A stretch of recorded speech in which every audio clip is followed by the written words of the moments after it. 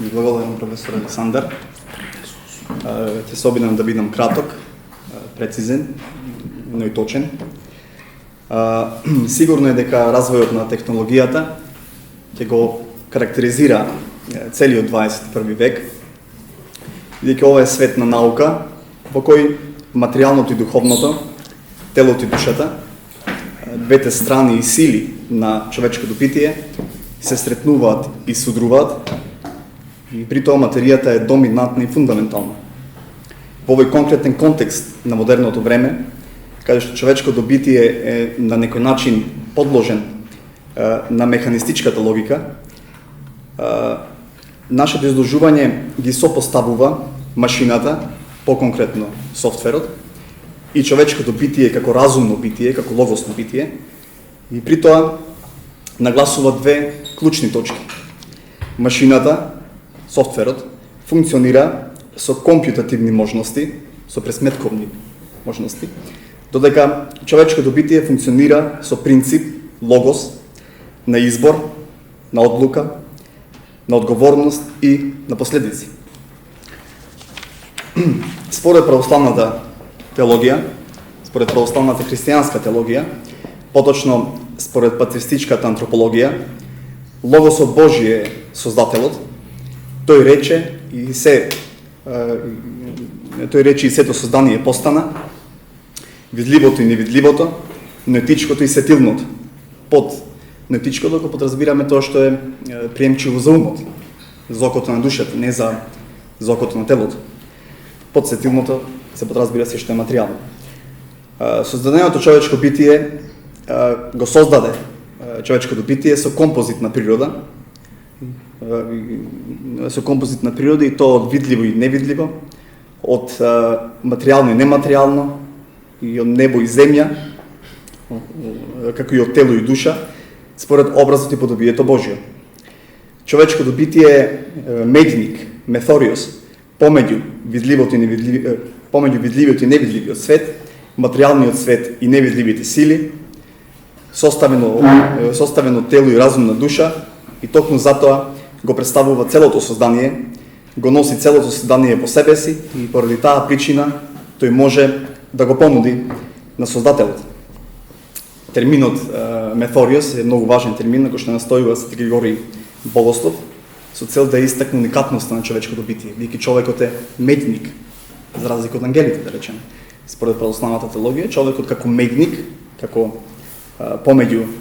меѓник на целото создание, како психофизичко битие, може да го понуди целото создание на Бога, на Создателот. Вдахнатиот здив, тој емфисима, за кој што говори библиското место книга Битие, 2 глава, 7 стих, е всушност разумната и ноетска душа на човечкото битие. Тоа што го нарекуваме како образ Божи е всушност разумната и умствена сила на душата. И токму тука се појавува врската на човечкото битие со несоздадениот Логос Божи, чии енергии ги носи во себе како логосно битие, со цел да напредува со благодата Божја од образот Божи до подобието Божјо. Според православната теологија, логосно битие е битието кое што е приемчиво за учество во Логосот Божи. Тоа се подразбира под логосно битие. Да бидеме по-конкретни, поточни, Божиот образ во човечкото битие е логосот како умствена сила, нус. Под нус се подразбира логосната сила на душата.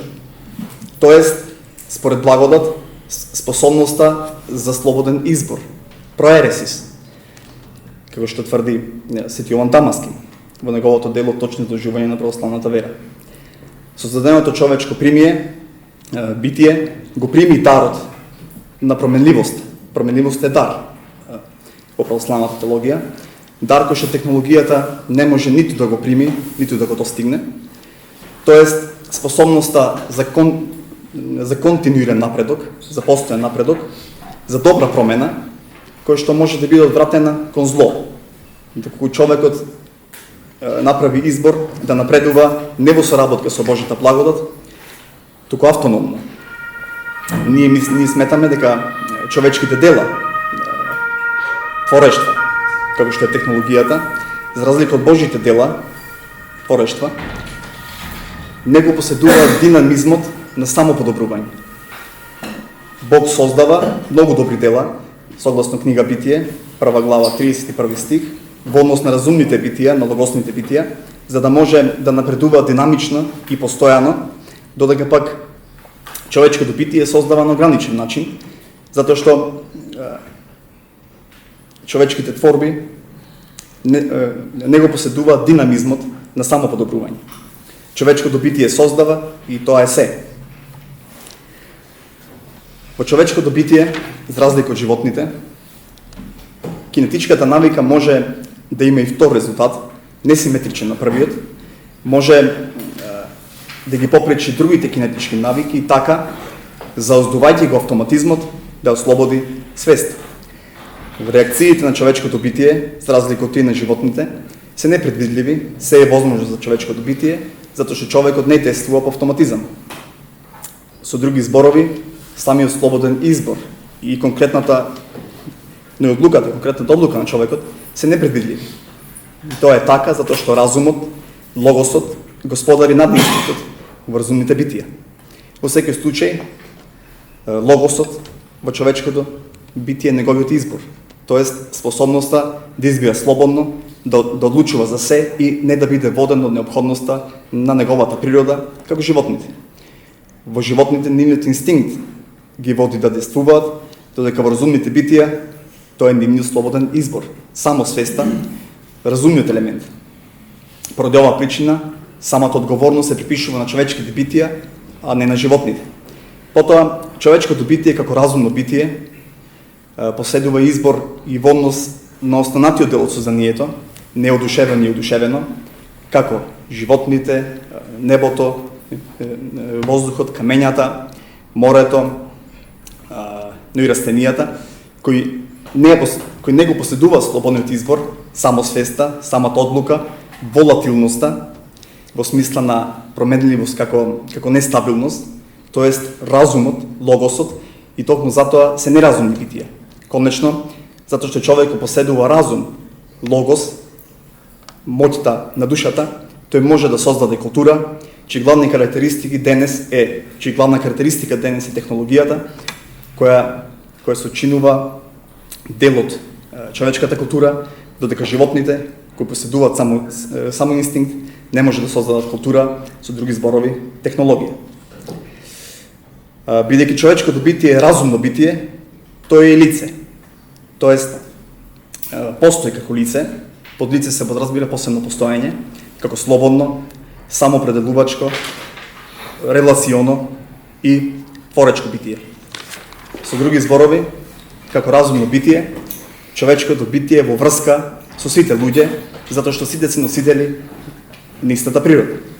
Или подобро, човечкото битие поседува логосна душа, со која создава врски и пристапува кон својот ближен и во даден случај кон Бога, кој што е највисоката форма на врска.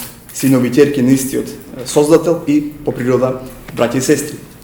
Самата отвореност на човечкото битие кон солуѓето и кон целото создание, како што е слободниот избор, слободата, самопределувањето, релацијата и творештвото, се должат првенствено на даруваниот разум, логос, тоест на дадената способност преку Божјата благода да стои во однос со секој човечко битие на братски начин, при тоа да учествува во дарот, во заедничкиот дар на синови и браќа и според хиерархискиот поредок на созданијата да стои во однос со целото создание.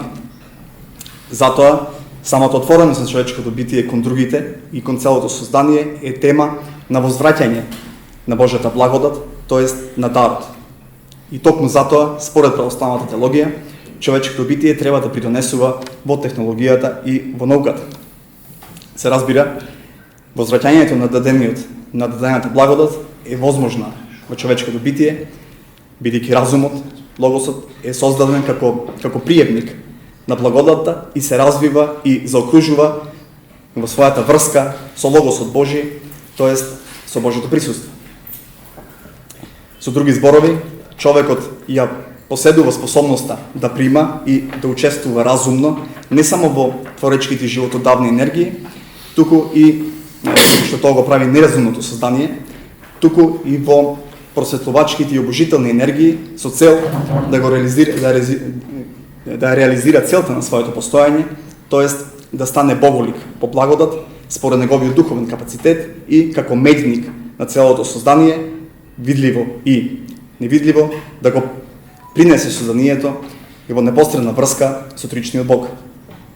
Согласно последното, лесно може да разбереме дека за православната теологија даруваниот разум, логос на човечкото битие не е само слободен избор за се, туку и принос, како одговорност, давање и пренос. Како што нагласува митрополитот Кожански, Диониси Псаријанос, разумот, логосот е принос и пренос на ист начин како што целата Евхаристија самата по себе е принос и пренос. Тој кој што говори со чувство на одговорност е свештено действител, го свештено действува Словото и пренесува живот. И тука не мислиме на секое Слово, туку на Словото Божјо, кој што е вистинско постојање, кој што е ипостас, живо и действено Слово, во кого е животот, согласно Свети Јован Богослов, 1 глава, 4 стих. Способноста за пренесување на квалитативно повисока форма на живот се разбира како дар. Произлегува од приносот, тоест од самото учество во Божјата благодат, во која човечкото битие, но првенствено разумот, логосот, како суштински елемент на човечкото битие, ја прима благодата и ја пренесува. И оваа вистина, како што е разбрана во православната теологија, но искусен и изразена во литургискиот живот на црковното тело, поседува големи и неизмерни импликации во однос на човечките општествени релации, како и на односот кон материјалното создание Божјо, кој што не може да биде напад врз постојањето на животот и на созданието, ниту присвојување на Божјото создание, ставено на располагање за разумните битија, за творечка дејност и така и присвојување на творечкото дело, технологијата, но и на претходно постојното знаење, дадено на човечкото битие од знаењето и напорот на солуѓето што му претходеле, туку одговорен пренос на творечкото дело кон сочовекот и кон следната генерација за продолжување на животот и конечно култивација и заштитување на Божјото создание. Сето ова се учинува толкување на православната христијанска теологија, која е спомен, која како спомен на црковниот живот придонесува пресудно во ова дело на понизноста на човечкото битие во однос на своите творечки дела и кон она кој што веќе го примил, но и генерално кон созданието, кон историјата, кон сегашноста и кон иднината. Денес, за современиот човек, разумната и духовна природа на луѓето, логосот, ноетски, како интелект, натрешен, надворешен, како ум и говор, се смета за независно од свота, се смета како независно од самиот образ. Како што забележува Джеймс Джинс во минатиот век, дискутирајќи за философијата на позитивизмот, чиј пионир е Комте, се чини дека има најголема важност во сегашниот век, и тоа особено поради примената на позитивизмот во развојот на модерните науки и новите технологии.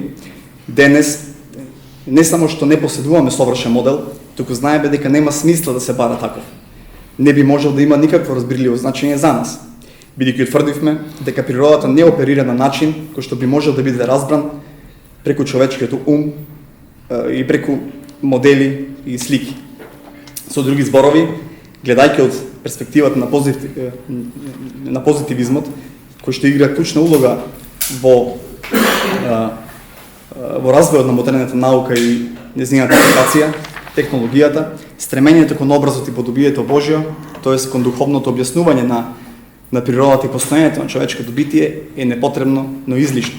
Така, самиот ум, нус, како вдахната разумна сила на душата и дар, засаден од Бога, несоздаденото добробитие во природата на луѓето, за објективно расудување и стремење кон значењето, кон смислата, кон вистината и добродетелите, меѓу кои побожноста е врвот, е занемарен. И од тука човечките битија под влијание на модерниот дух, на техноцентризмот и позитивизмот како философска технократија, каде што материјалниот свет како реалност го смета само оно кој што е материјално и не го исклучува самото откровение, интуиција како валидно значење, гледа само преку окото на телото, стремејќи се кон функцијата на работите, но не и со окото на душата, со умот, нус, стремејќи се кон значењето, смислата и целта на работите, врз основа на образот и подобието Божјо. Во ова клима на натуралистичка антропологија, логосот на човекот се смета како орган, духот и умот како продукти на природата, свеста како исклучителна епизода внатре во случајното безредие, кој што произлегува од хаотичното движење на фотоните, на електроните и материјата генерално, мислите како механичко движење во мозокот и чувствата како механичко движење во телото. Но меѓутоа проблемот кој што произлегува тука според нашето мислење се состои во утврдувањето на идентитетот на самата природа на човечкото битие, поточна во неразбирањето на самата природа на разумот, логосот и неговиот извор, тоест од каде доаѓа. И токму тука се согледува разликата помеѓу теологијата и поширокото технолошко изражување.